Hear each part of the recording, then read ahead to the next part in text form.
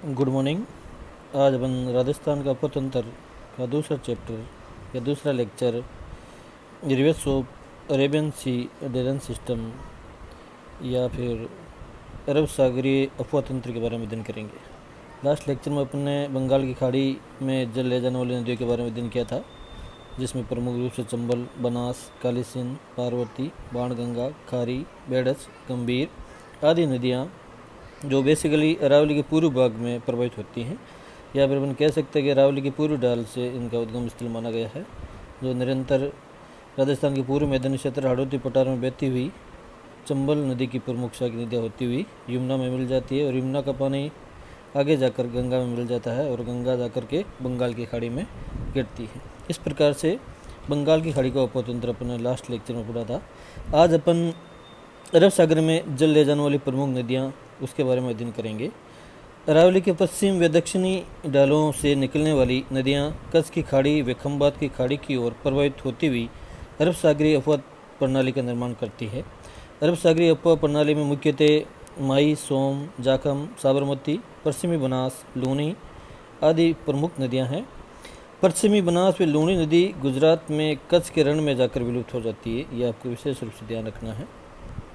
अब अपन एक एक करके जो वेस्टर्न राजस्थान में या अरब सागरीय उपतंत्र की प्रमुख नदियां हैं उसका अध्ययन करेंगे, जिसमें से नंबर 1 है लूनी। पश्चिम राजस्थान की महत्वपूर्ण नदी है। इसका उद्गम अजमेर की नाग पहाड़ी को माना गया है तथा तत्पश्चात ये जोधपुर, पाली, नागौर, बाड़मेर, जालौर से होती हुई लगभग 300 किलोमीटर लंबाई में प्रवाहित होती है और अंत में कच्छ के रण में जाकर विलुप्त हो जाती है। लूनी एक मौसमी नदी है, अर्थात ये केवल वर्षा काल में ही प्रवाहित होती है।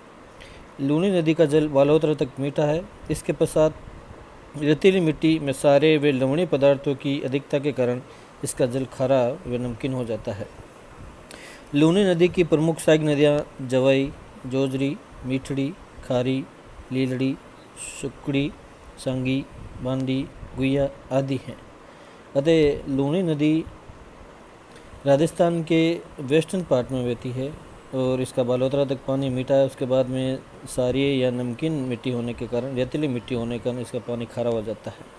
और एक बार आरएस में ये क्वेश्चन पूछा गया है, अगर नागपाड़ में या अजमेर के आसपास अरावली की पृष्ठ श्रृंखला में भारी बारिश होती है तो सर्वप्रथम बाढ़ कहाँ पर आएगी, तो सबसे पहले बाढ़ बालोतरा में आएगी, यह आपको याद रखना है।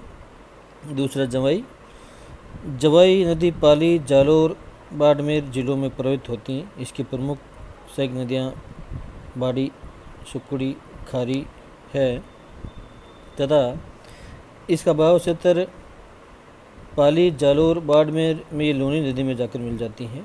सुमेर पर पाली के निकट इस पर जवाई बांध बना हुआ है, यह आपको याद रखना है तथा इसका जवाई नदी का उद्गम स्थल पाली के गोरेया गांव की पहाड़ियों को माना गया है, ये भी आपको याद रखना है।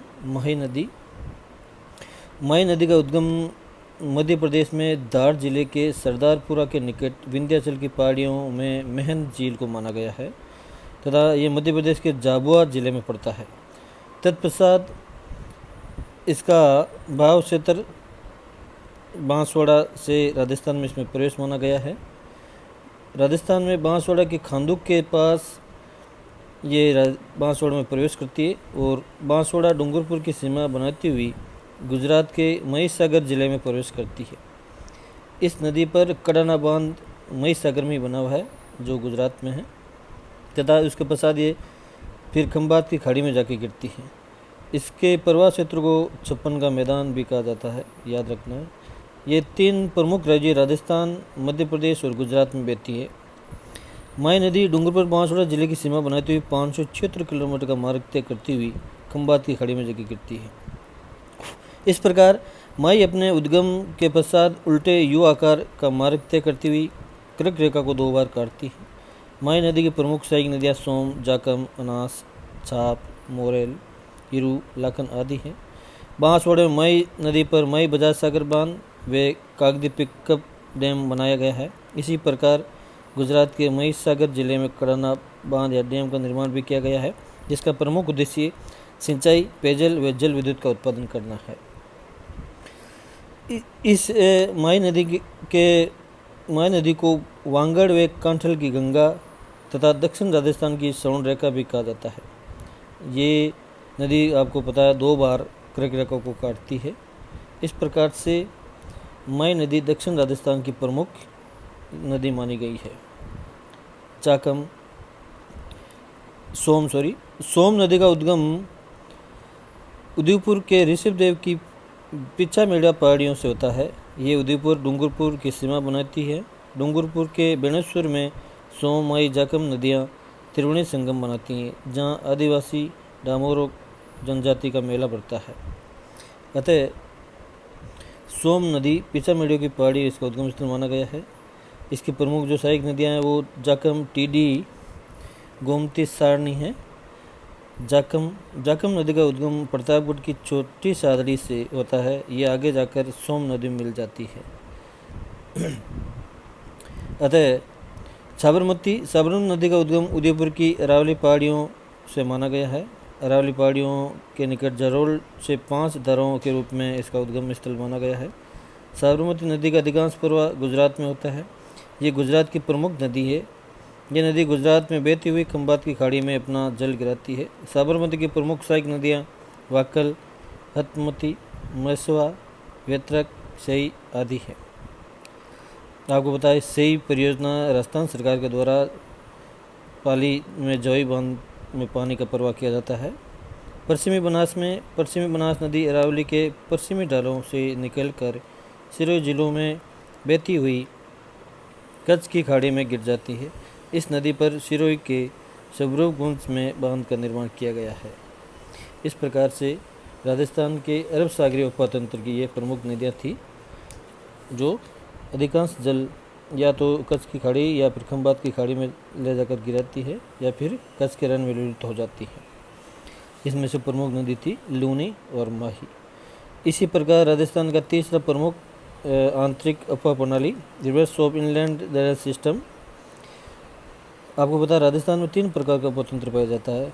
एक तो अरब सागरीय उपतंत्र और एक बंगाल की खाड़ी का उपतंत्र और तीसरा है आंतरिक अफवाह तंत्र। आंतरिक अफवाह प्रणाली राजस्थान के अफवाह प्रणाली की प्रमुख विशेषता है। राजस्थान में आंतरिक अफवाह प्रणाली का विकास प्रमुखतः उत्तर व उत्तर पश्चिमी क्षेत्रों में हुआ है। राजस्थान के लगभग 60% भाग पर आंतरिक अफवाह प्रणाली का विस्तार है, जो सर्वाधिक है। उत्तरी व पश्चिमी राजस्थान की नदियाँ छोटी व मौसमी हैं और ये केवल वर्षा काल में ही प्रभावित होती हैं। इस कारण ये नदियाँ अपना जल समुद्र तक नहीं ले पाती है। वे कुछ दूरी तक प्रभावित होने के पश्चात लुप्त हो जाती है या किसी जवनीय झील जैसे सांबर झील में जाकर गिर जाती है या फिर भूज झील में जाकर गिर जाती है। आंतरिक अफवाह प्रणाली में प्रमुख नदियाँ गगर, काकनी, कातली, सोता, साबी, मेंढा, मेंथा, रूपनगढ़ आदि हैं। गगर नदी आंतरिक अफवाह प्रणाली की प्रमुख नदी है। इसका उद्गम हिमालय की शिवालिक पहाड़ियों से होता है। तत्पश्चात ये हरियाणा से प्रभावित होती हुई राजस्थान के हनुमानगढ़ जिले में टीबी तहसील में प्रवेश करती है।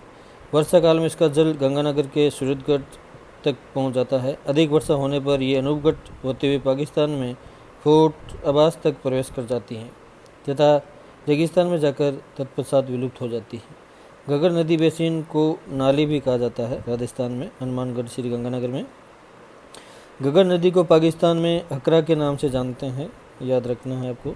ये हनुमानगढ़ व गंगानगर जिलों में प्रभावित होती है। राजस्थान के बेसिकली वैदिक साहित्य में सरस्वती नदी या मर्त नदी भी कहा गया था गगर नदी को। ये राजस्थान की आंतरिक प्रवाह की सबसे लंबी नदी है गगर, आपको याद रखना है। बटनेर का किला हनुमानगढ़ सूरतगढ़ में जाकर ये विलुप्त हो जाती हैं। इसका अफवाह क्षेत्र गगर का मैदान के नाम से जाना जाता है। उसके अलावा राजस्थान के आंतरिक अफवाह क्षेत्र में सांबर झील, जो बेसिकली जोग्राफिकल रूप से बालसन झील का उदाहरण है। बालसन झील जैसे प्लाया झील, लेगून झील, ये झीलों के विभिन्न प्रकार है, अपना अध्ययन अगली क्लास में करेंगे। तो बालसन झील का उदाहरण है सांबर झील में खंडेला, खारी, रूपनगढ़ और मेंथा नदी परिधि के रूप में आकर गिरती हैं चारों तरफ से, तथा ये नदियाँ अभिकेंद्रीय प्रतिरूप का निर्माण भी करती हैं। मेंथा नदी का उद्गम मनोहरपुर जयपुर की पहाड़ियों से होता है तथा ये सांबर में आकर विलुप्त हो जाती हैं। खंडेला की पहाड़ियों से उद्गम स्थल माना गया है तथा सीकर नागौर में बहकर सांबर में गिरती है।